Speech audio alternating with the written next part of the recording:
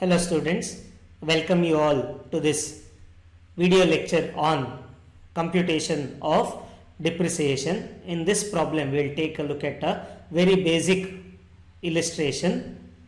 Written down value of plant X and Y as on 1st April of the previous year, rupees 4 lakh. Plant M purchased in July of previous year, 50,000. Plant N purchased in January of previous year, 30,000. Sale proceeds of plant Y, rupees 1 lakh. And then rate of depreciation 15%, additional depreciation 20%. If you remember the format that we discussed in the previous video, how do we start? Yes, we start by taking the written down value of block of asset. We write that first, then we go for adding everything that we have purchased during the year. In this case, we have purchased two different plants of the same rate of depreciation, so it will come in the same block of assets. So we will add this, we will get an amount. From that we will deduct the sales or transfer that has happened during the year.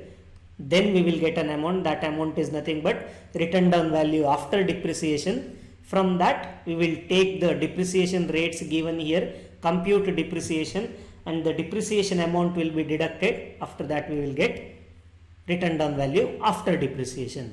So let's start with the problem. This problem was asked in 2015 question paper, section A, problem number 4 it is. So the block of asset is plant and machinery. First we will take written down value as on 1st April. I have taken the previous year, starting of the previous year, so 2018. 15% is the rate of depreciation. Next we have to go for adding. What do we add? Additions during the year. What have we purchased during the year? Plant M purchased in July of previous year, 50,000. Then plant N purchased in January of previous year, 30,000. Now I have to ask you a very simple question. I am curious to know. See, they could have just said plant M purchased, plant N purchased. Why have they mentioned the month here?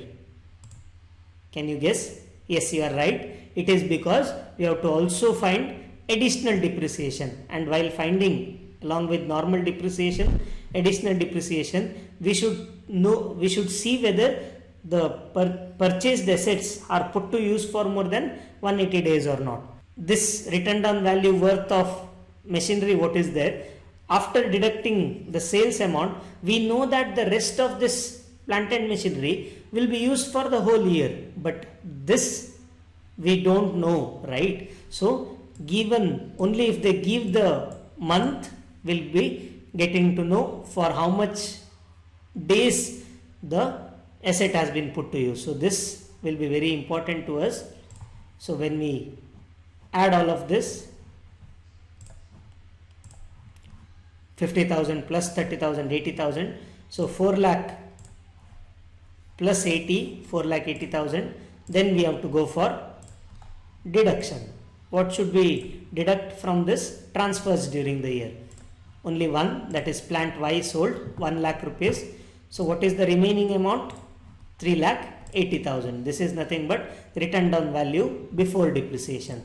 Now we have to start computing the depreciation. There are two types of depreciation here. Please remember this. On all these, whatever amount is remaining here, on this first we will find out normal depreciation.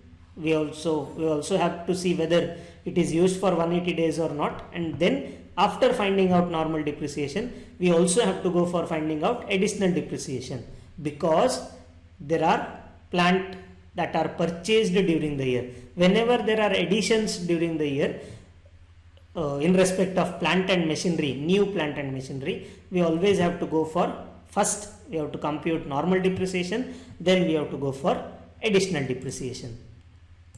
So first we will find out normal depreciation, 3,50,000 into 15%.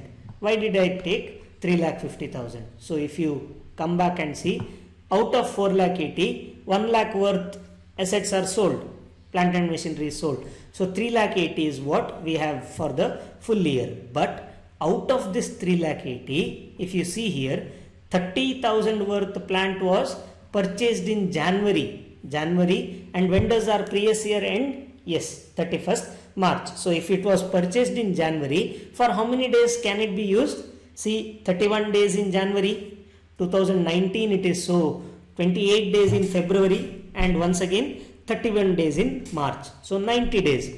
Is 90 days more than 180 days? No. So we all know it is less than 180 days. So this, while computing normal depreciation for this 30,000, we have to go for 50% of the allowable depreciation. That is why first, out of this 3,80,000, deduct this 30,000, 3,50,000 will remain. Find out 15% on that particular amount. I'll repeat once again. This 30,000 worth plant has not been used for more than 180 days. Whenever an asset is not used for more than 180 days, then we have to go for only 50% of the allowable depreciation. So all the remaining assets are used for more than 180 days. So 3,80,000 minus 30, 3,50,000 into 15%, you will get the amount. Next, 30,000, the asset that we had left off, 30,000 into 15%, you will get 4,500. Of that 4,500, you have to go for 50% once again, because it is used for less than 180 days. So 2,250. The total of normal depreciation is 54,750. Had there been no additions during the year, we would have ended here, but there are additions, so we have to also find out additional depreciation. So once again, why am I taking only 50,000 and not 80,000? If you can see here, July means we have used this asset for more than 180 days, right? Take a count: July, August, September, October, November, December, January, February, March. The assets are used for, the asset is used for 9 months. 9 months, obviously it is more than 180 days. So we can claim full additional depreciation on this, but because this plant N is purchased in January, we will be eligible to claim only 50% of the additional depreciation. So 30,000 into 10%. How is this 10%? 50% of 20%. So 10% it is. So 10,000, 50,000 into 20%, 10,000, 30,000 into 10%, 3,000. So total of additional depreciation is 13,000. So now we'll add all of it. 54,750 plus 13,000, 67,750. 3,80,000 was the written down value before depreciation. Now we have to deduct 67,750 from it. So we will get 3,12,250.